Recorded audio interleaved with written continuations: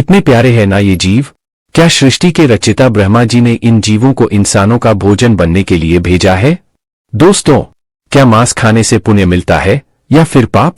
नमस्कार साथियों, स्वागत है आप सभी का एक बार फिर आपके अपने चैनल देव भक्ति की शक्ति की एक और नई पेशकश में। आज का विषय है, क्या मांस खाने से पाप सच में लगता है या यूं ही फैलाया गया एक भ्रम है? क्या हमें मांसाहारी भोजन करना चाहिए? ये सारी चर्चा हम धार्मिक दृष्टिकोण से करेंगे। आखिर हमारा हिंदू धर्म इस विषय में क्या कहता है? क्या पशु, पक्षियों, भेड़, बकरियों, मुर्गियों, मछलियों, इन समस्त प्राणियों का मांस खाने से मनुष्य को पाप नहीं लगता है? आइए समझते हैं इन छोटे छोटे मासूम जीवों को मारकर खाना कितना सही है और कितना गलत। आजकल ऐसे हजारों लोग मिल जाएंगे जो ये कहेंगे कि मांस खाना सही है और इन जीवों को ईश्वर ने हमारे खाने के लिए ही बनाया है। अगर हम खाएंगे नहीं तो इनका क्या होगा? और दूसरी तरफ दुनिया में ऐसे लोग भी हैं जो जीव हिंसा करना घोर अपराध समझते हैं। मांस खाना उनके लिए घोर अपराध की बात है। चलिए एक पौराणिक कथा सुनते हैं इस विषय से संबंधित। प्राचीन काल में दोस्तों, भारत के एक छोटे से गांव में एक बहुत बड़ा धनी व्यापारी रहता था। वह किसी लंबी तीर्थ यात्रा पर जाना चाहता था। जाने से पहले उसने अपने घर दावत रखी। उस दावत में उसने गांव के सभी लोगों को आमंत्रित किया। सब गांव वाले लोग उसके यहाँ दावत खाने के लिए आए। उस धनी व्यक्ति का यह मानना था कि भगवान ने भेड़, बकरियों, मुर्गों, मछलियों, इन सब जीवों को इंसानों के खाने के लिए बनाया है। इसलिए दावत में उसने मांस ही बनवाया था। भेड़, बकरियों, मुर्गियों, मछलियों, इन समस्त निरपराध जीवों की हत्या कर उनके मांस को पकवाकर अपने घर दावत पर आए सभी मेहमानों को परोसा गया। गांव के कुछ लोगों ने तो वह भोजन किया और कुछ लोग जो मांस खाना पाप समझते थे उन्होंने वह दावत नहीं खाई। भोजन कार्यक्रम संपूर्ण होने के पश्चात उस धनी आदमी ने सभी मेहमानों को विदाई से पूर्व एक जगह बैठाकर कुछ भाषण देना शुरू किया। कई तरह की बातों पर उसने लोगों को समझाया। उन बातों में एक यह बात भी थी कि परमात्मा कितना कृपालु है। उसने अन्य भोजनों के साथ साथ मनुष्यों को खाने के लिए स्वादिष्ट मछलियां और कई तरह के पशु पक्षियों को जन्म दिया है। उसकी इस बात का अधिकतर लोगों ने समर्थन किया। उसी सभा में एक 12 वर्षीय लड़का भी बैठा हुआ था। उस लड़के ने बीच में ही धनी व्यक्ति की बात को काटते हुए कहा, हे श्रीमान, कदाचित आपका यह कथन उचित नहीं है। मैं इस बात का समर्थन नहीं करता। लड़के को ऐसे बीच में बोलते हुए देखकर सभी लोग आश्चर्यचकित रह गए। फिर उस धनी आदमी ने बोला, बेटा, तुम क्या कहना चाहते हो? तब उत्तर में वह लड़का बोलता है, हे श्रीमान जी, यह सत्य है कि ये समस्त जीव जंतु मनुष्य ये सब परमात्मा ने बनाए हैं, परंतु आपको मारकर खाने के लिए नहीं। मछलियां, मेमने, भेड़, बकरियां, मुर्गे इत्यादि पृथ्वी पर रहने वाले समस्त जीव जंतु मनुष्यों की तरह ही पैदा होते हैं। मनुष्यों की तरह ही उन्हें पीड़ा होती है। कोई भी प्राणी किसी अन्य प्राणी से श्रेष्ठ और विशेष नहीं है। वह अलग बात है कि मनुष्यों की बुद्धि विकसित है और पशुओं की बुद्धि इतनी विकसित नहीं होती है। लेकिन विकसित बुद्धि मनुष्यों का ये मानना गलत है कि अधिक शक्तिशाली और बुद्धिमान प्राणी अपने से कम बुद्धि वाले जीवों को खा सकते हैं। यह कहना गलत है कि ईश्वर ने कम विकसित वाले मूर्ख प्राणियों को मनुष्य के भोजन के लिए बनाया है। अपने स्वाद के लिए, अपनी जीविका के लिए, अपने शरीर के पोषण के लिए किसी को भी जब चाहे मारकर खा सकते हैं। बात सिर्फ है कि हम मनुष्य इतने ताकतवर और चतुर है कि जब चाहे इन जीवों को पकड़कर मार सकते हैं। अपने से कमजोर पर तो दुनिया रोब दिखा लेती है।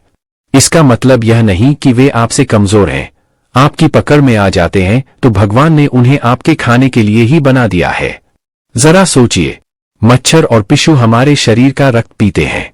उन्हें हमारे शरीर का रक्त बहुत अच्छा लगता है। शेर, चीता, भेड़िया ऐसे जीवों को भी हमारे शरीर का मांस बहुत स्वादिष्ट लगता है और वह जब चाहे हमें पकड़कर हमारा शिकार भी कर सकते हैं। तो इसका मतलब यह नहीं हुआ कि भगवान ने हमारा शरीर शेर, चीता, भेड़िया के लिए बनाया है। यदि आप ऐसा मानते हैं तो फिर शेर, चीता, भेड़िया से अपनी रक्षा क्यों करते हो? आपका भोजन यदि भगवान ने मेमना, भेड़, बकरियां, मुर्गे इत्यादि बनाया है तो आपको भी तो शेर, चीता, भेड़िया का भोजन जरूर बनाया होगा। दोस्तों, यह उन मनुष्यों की अज्ञानता का नतीजा है जो दया से रहित हो चुके हैं, जो अपने से कमजोर, दुर्बल और मूर्ख प्राणियों को पकड़ लेते हैं और फिर उन्हें अपना भोजन मानते हैं। अगर आपसे शक्तिशाली प्राणी आपको पकड़कर अपना भोजन माने तो आप बचने के लिए क्यों छटपटाते हो? उसे अपना शरीर क्यों नहीं खा लेने देते? हो सकता है शायद भगवान ने ही आपको उसका भोजन बनाया हो। उस छोटे से लड़के का जवाब सुनकर धनिक व्यक्ति का मुंह बंद हो गया और सभी लोग तालियां बजाकर उस लड़के के जवाब का समर्थन करने लगे। फिर वह लड़का बोला, हे श्रीमान महोदय, सुनिए, मैं आपको भगवान श्री कृष्ण जी का उपदेश सुनाता हूँ। एक बार क्या होता है कि भगवान श्री कृष्ण मुरली मनोहर एक पेड़ के नीचे बैठे अपनी मुरली बजा रहे थे। तभी विपत्ति से घिरा एक हिरण तेजी से भागता हुआ भगवान श्री कृष्ण जी के पीछे छिप गया। वह हिरण बहुत ही घबराया हुआ था और श्री कृष्ण भगवान की शरण में जा पहुंचा। मृग को अत्यंत भयभीत देखकर भगवान श्री कृष्ण ने मुरली बजाना बंद कर दिया और उस मृग से पूछने लगे, हे मृग, तुम इतने व्याकुल क्यों हो? तुम्हें क्या दुख है? किसके डर से तुम छुपने का प्रयास कर रहे हो? श्री कृष्ण मृग से पूछ ही रहे थे, उसी दौरान वहां एक शिकारी आ पहुंचा। वह शिकारी बोला, ए बालक, इस मृग को मुझे सौंप दे। यह मेरा शिकार है। मैंने इसे आखेट बनाने के लिए काफी दूर से इसका पीछा किया है, इसलिए इस पर सिर्फ मेरा अधिकार है। शिकारी की बात का जवाब देते हुए भगवान श्री कृष्ण बोले, किसी भी जीव पर किसी का अधिकार नहीं होता। हर जीवित प्राणी पर केवल उसका ही अधिकार होता है। शिकारी कहता है, नहीं नहीं, यह मेरा शिकार है और मैं इसे मारकर इसके मांस को पकाकर खाऊंगा। तब श्री कृष्ण कहते हैं, हे निर्दय प्राणी, किसी को मारने का अधिकार तुम्हें किसने दे दिया? यह अधिकार तो उसको भी प्राप्त नहीं होता जिसने उसे जन्म दिया है। किसी भी जीव को मारना पापों की श्रेणी में आता है। क्या तुम धर्म को नहीं मानते? तब शिकारी कहता है, हे मनमोहक बालक, मैं तेरे जितना ज्ञानी तो नहीं हूं, पर इतना जानता हूं कि मांस का भोजन करना पाप नहीं है। जीवों को मारकर मैं उन्हें त्रय योनि से आजाद करता हूं। फिर आपको क्या आपत्ति है? वैसे भी कोई ना कोई तो इन्हें मारकर खा ही जाएगा। अगर इन जीवों को मारकर खाना पाप है, तो राजा लोग इन्हें मारने का शौक क्यों रखते हैं? इस बात को सुनकर श्री कृष्ण समझ गए कि इसकी बुद्धि हिंसा करते करते मांस खाते खाते मंद पड़ गई है। इसका विवेक उचित अनुचित का निर्णय करने के काबिल नहीं है। तब भगवान श्री कृष्ण उसे एक कहानी सुनाते हैं कि, हे वत्स, यह बात मैं तुम्हें एक कहानी के द्वारा समझाता हूं। इस कहानी को तुम ध्यान से सुनना कि लोग मांस क्यों खाते हैं और इसे खाना पाप है या पुण्य। मगध देश में एक बार भयंकर अकाल पड़ गया था। लोगों की फसलें नष्ट हो चुकी थी। चारों तरफ भूखमरी फैल गई थी। वहां के राजा महाराजा जो थे, उन्हें इस बात की बहुत चिंता हुई कि लोगों की भूख की समस्या का समाधान कैसे निकाला जाए। उन्होंने एक सभा लगाई और अपने सभासदों से पूछा कि लोगों को भोजन देने के लिए सबसे सस्ती वस्तु क्या रहेगी। राजा की बात सुनकर सभी सभासद सोच में पड़ गए कि इसका क्या उत्तर दिया जाए। गेहूं, चावल, आलू उगाने में बड़ी मेहनत लगती है। तब उस सभा में एक मांस खाने वाला व्यक्ति भी बैठा था। उसने सोचा कि मांस को भोजन में शामिल करने का यह अच्छा मौका है। यदि राजा की अनुमति मिल गई तो हम जीवों को मारकर अपना भोजन बना सकेंगे, मनमानी करेंगे, कोई रोक टोक भी नहीं होगी। उसने राजा को सुझाव दिया कि भूखमरी का संकट दूर करने के लिए मांस से सस्ता और कोई विकल्प नहीं है। इसमें धन का भी खर्च नहीं आएगा और श्रम भी अधिक नहीं करना पड़ेगा और हमारा भोजन भी बन जाएगा। सभा में बैठे अन्य लोगों ने इस बात में हाँ मिला दी, लेकिन वहां के जो प्रधानमंत्री जी थे, उन्हें यह प्रस्ताव पसंद नहीं आया। वे चुपचाप बैठे रहे।